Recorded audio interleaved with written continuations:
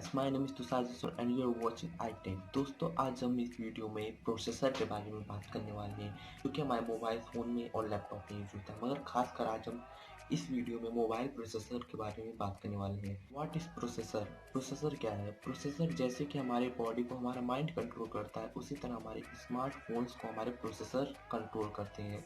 Processor को समझने के लिए 4 टॉपिक समझना बहुत ज़रूरी है: architecture, technology, course and frequencies. पहला टॉपिक आर्किटेक्चर। आर्किटेक्चर मतलब प्रोसेसर का डिज़ाइन। अगर हमारे प्रोसेसर का डिज़ाइन बेहतरीन है तो वो प्रोसेसर भी बहुत पावरफुल माना जाता है।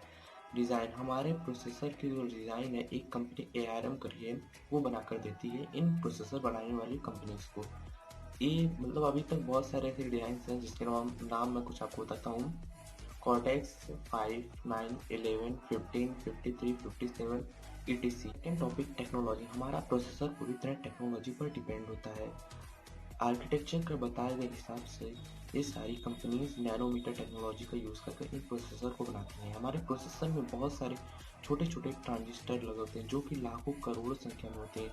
ये ट्रांजिस्टर जितने छोटे होते हैं हमारा प्रोसेसर उतना ही पावरफुल होता है। सैमसंग का जेनॉन 14 नैनोमीटर पर बेस्ड होता है, क्वालकॉम का 16 से लेकर 20 के बीच में बेस्ड होता है और मीडियाटेक का 26 से 28 के बीच में बेस्ड होता है। हर टॉपिक है कोर। जब भी हम मोबाइल खरीदते हैं उस पर कोर जरूर लिखा होता है। ऑक्टा कोर, डुअल कोर, सबसे बेस्ट कोर होता है ऑक्टा कोर। ऑक्टा कोर मतलब 8 कोर। 8 कोर मतलब जैसे कि हमारे ये 2 हाथ हैं, हम दो काम एक साथ कर सकते हैं या एक काम में अपने दोनों हाथों को लगा सकते हैं। उसी तरह उन प्रोसेसर के पास 8 हाथ होते हैं, मतलब वो अपने कामों को 8 हाथों से कर सकते हैं, चाहे वो एक काम को करें चाहे 8 काम को करें। जितने ज़्यादा होंगे उतना ही पावरफुल हमारा प्रोसेसर बनता जाएगा।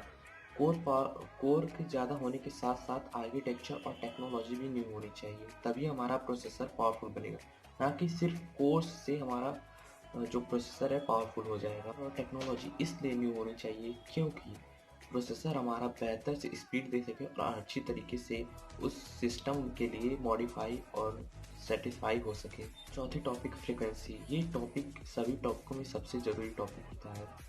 अगर आप प्रोसेसर की फ्रीक्वेंसी नहीं जान पाएंगे तो उसकी स्पीड के बारे में आपको कतई घंटा कोई जानकारी नहीं मिलने वाली है, बता दे रहा हूँ। फ्रीक्वेंसी मतलब जैसे कि फ्रीक्वेंसी अधिकतर लिखी हो 2 गीगाहर्ट्ज़, 1 गीगाहर्ट्ज़, 2.5 गीगाहर्ट्ज़। ये जैसे कि प्रोसेसर के साथ एक क्लॉक लगा होता है जो कि 1 सेकंड में 10 करोड़ बार काम करता है, ठीक। मतलब 1 सेकंड में वो 10 करोड़ बार काम कर सकता है उस क्लॉक के हिसाब से। अगर ये जितना बढ़ता जाता है उतना प्रोसेसर अच्छा होता जाता है, जितना अधिक होगा प्रोसेसर उतना बेहतर होगा। इसलिए फ्रीक्वेंसी जितनी ही ज़्यादा होगी उतना ही हमारा जो प्रोसेसर है उतना अच्छा होगा। जैसे कि मैं आपको कुछ प्रोसेसर की कंपनियों के बारे में बताता हूँ, कुछ ब्रांडेड कंपनीज के बारे में बताता हूँ। जेनॉन जो कि सैमसंग का है, ये सबसे बेटर और बेस्ट प्रोसेसर बनाता है। और दूसरे नंबर पे क्वालकॉम का आता है। थर्ड हेलियो, मीडियाटेक का हेलियो जो होता है वो होता है।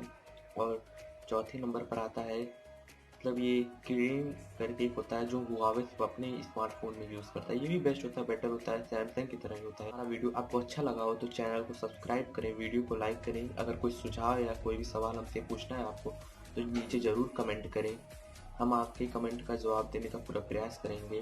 जय हिंद, वंदे मातरम।